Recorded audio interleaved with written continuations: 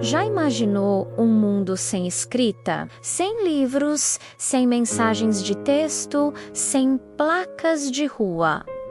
Parece impossível, não é? A escrita está tão presente no nosso dia a dia que mal paramos para pensar de onde ela veio. E se eu te dissesse que a maior invenção da humanidade, o alfabeto, pode ter sido criada não por reis ou escribas de elite, mas por um grupo de escravos analfabetos? E mais, que eles podem ter feito isso para registrar as primeiras histórias que mais tarde formariam a Bíblia? Essa é uma teoria que está a revolucionar o que sabemos sobre a história da escrita. Vamos viajar no tempo, para cerca de 4.000 anos atrás, até a Península do Sinai, um lugar árido e montanhoso no Egito, lá nas minas de turquesa de um lugar chamado Serabit el-Khadam.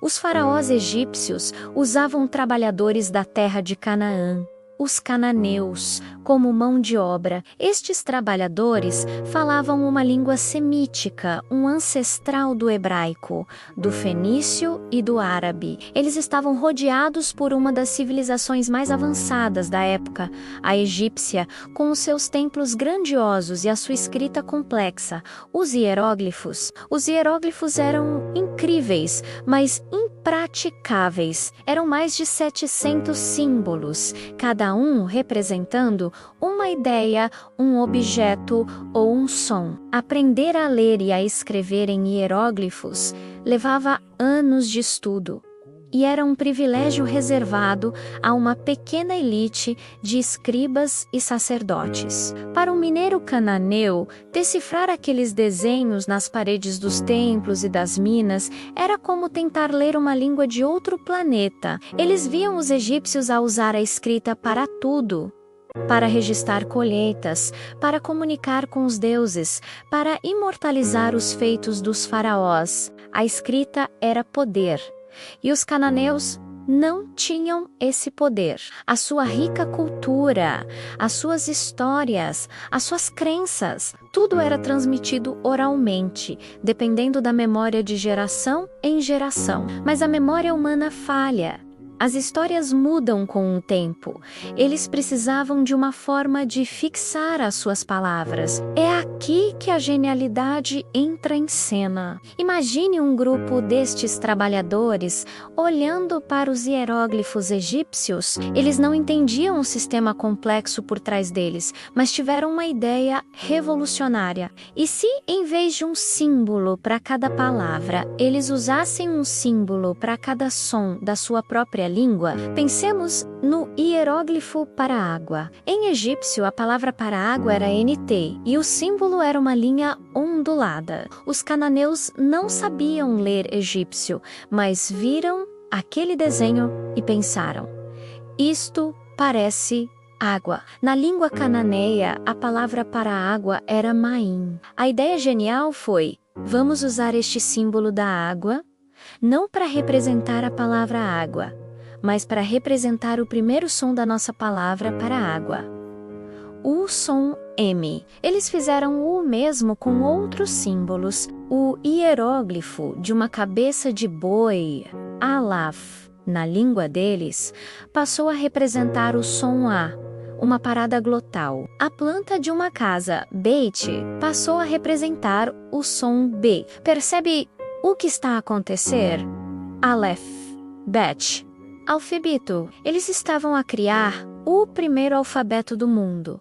Um sistema onde cada letra representa um som. Esta invenca, conhecida como o sistema proto-sinaítico, foi uma simplificação radical. Em vez de centenas de símbolos complexos, eles precisavam de apenas 20 e poucos. Qualquer pessoa poderia aprendê-los em semanas, não em anos. A escrita deixou de ser um segredo guardado por uma elite e tornou-se uma ferramenta democrática, acessível a todos. Mas quem eram exatamente estes inventores? A teoria mais fascinante defendida por arqueólogos e linguistas como Douglas Petrovich, sugere que estes trabalhadores cananeus poderiam ser os próprios israelitas, os protagonistas das histórias do Êxodo. Petrovich analisou inscrições encontradas no Egito, datadas do século XV a.C.,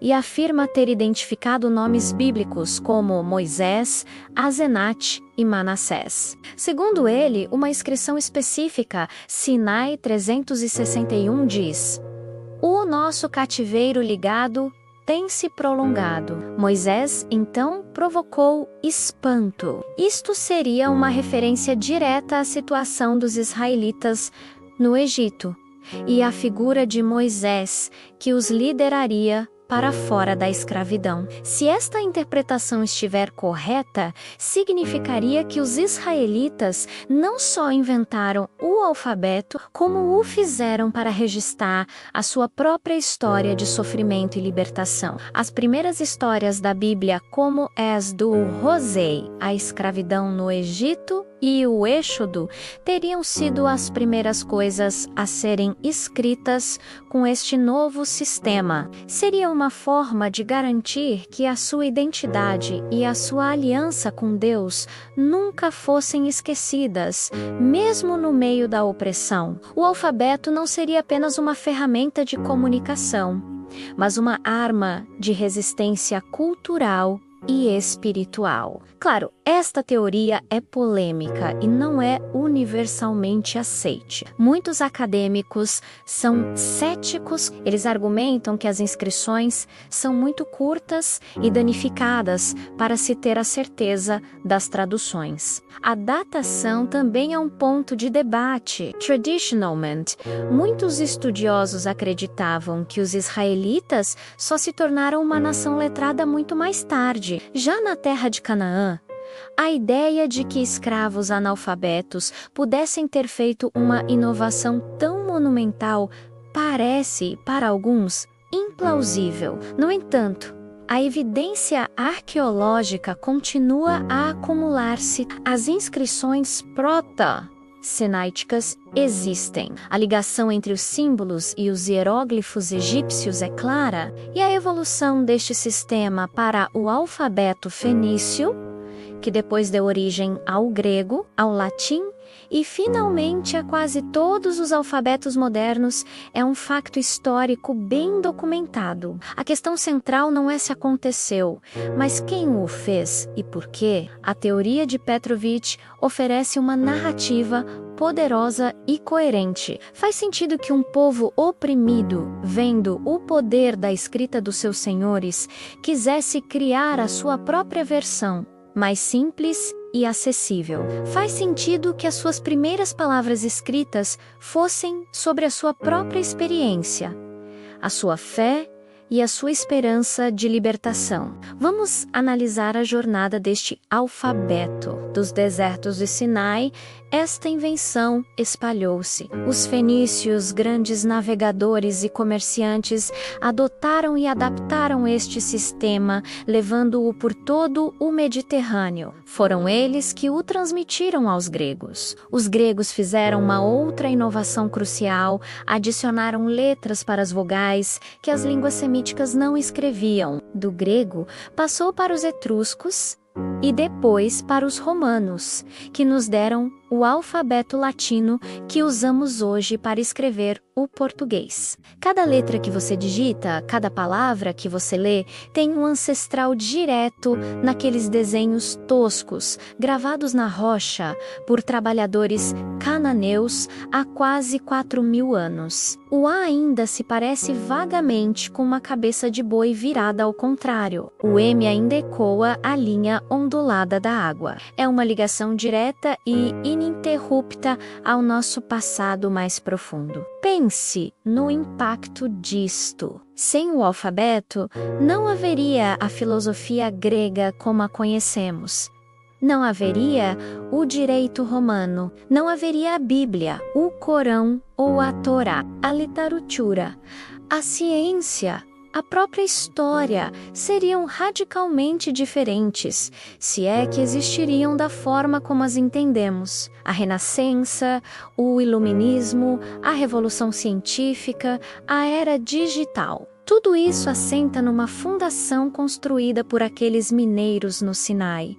A ideia de que esta revolução foi iniciada por escravos é profundamente inspiradora. Mostra que a inovação não vem apenas dos palácios e das academias. Muitas vezes são as pessoas comuns confrontadas com problemas reais que encontram as soluções mais geniais. Eles não tinham recursos, não tinham formação, mas tinham uma necessidade e uma vontade de comunicar, de preservar a sua identidade. A teoria de que os israelitas usaram esta invenção para escrever as primeiras partes da Bíblia adiciona uma camada ainda mais profunda de significado. Transforma o alfabeto numa ferramenta de fé e resistência. A Bíblia não seria apenas um texto sagrado, mas o próprio motor da revolução da escrita. A necessidade de registrar a aliança com Deus e a história da salvação teria impulsionado a criação da ferramenta que permitiria que essa mensagem chegasse a milhares de milhões de pessoas ao longo dos séculos. Então, da próxima vez que pegar num livro ou escrever uma mensagem, lembre-se desta história incrível, lembre-se dos hieróglifos nas minas de turquesa, dos trabalhadores cananeus a olhar para eles e da faísca de gênio que mudou o mundo para sempre. Eles pegaram nos símbolos dos seus opressores e transformaram-nas numa ferramenta de libertação, sejam eles os israelitas do Êxodo ou outro grupo de cananeus. O legado deles é inegável. Eles democratizaram a palavra escrita, entregando-a nas mãos do povo. E ao fazê-lo, não só garantiram a sobrevivência da sua própria cultura, como deram à humanidade inteira o seu maior presente. A história da origem do alfabeto não é apenas sobre letras e sons. É uma história sobre criatividade, resiliência e o poder eterno da comunicação humana. O que acha desta teoria? Será que um grupo de escravos realmente inventou o alfabeto para escrever a Bíblia? Deixe a sua opinião nos comentários. Queremos muito saber o que pensa sobre este segredo milenar do Sinai. Obrigado por assistir e até a próxima!